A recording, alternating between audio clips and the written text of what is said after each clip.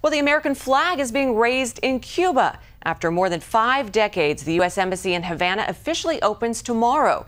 It's a sign of hope for many, but also a disappointment, as Secretary of State John Kerry has not invited Cuban dissidents to the historic event. CBN's Heather Sells recently traveled to the island nation and has the latest. For most Cubans, the new friendship with the U.S. doesn't mean much unless it puts food on their table or money in their pocket. An average government salary here is $20 a month, and even most professionals typically make less than $50. Each day, sitting down to have breakfast, lunch, and dinner in Cuba is a challenge. For many Cubans here, improved relations with the U.S. is good news. They are hoping for more openness, more opportunities, and ultimately a better life. The embassy isn't the only place showing off the red, white, and blue here.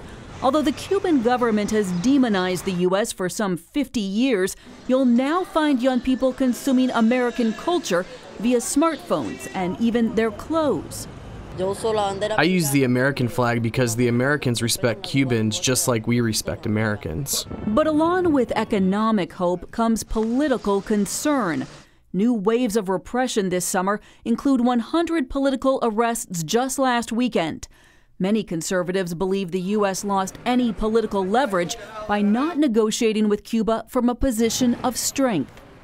We've essentially now condoned the longest-running military dictatorship in the entire Western Hemisphere. The Cuban government knows that nobody's going to hold them accountable, and that's why you're going to continue to see a ramp up in politically motivated arrests. Senator Marco Rubio is one of a handful of Republicans vowing to block any ambassador nominee unless the Cuban government strengthens its human rights record. Secretary of State John Kerry will be here for the official opening of the U.S. Embassy.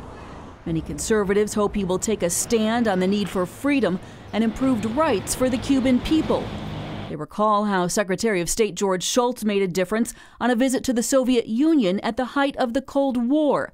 Shultz met with Jewish dissidents in Moscow, telling them, "We are with you." Such a move by Kerry would truly signal a new era in U.S.-Cuban relations.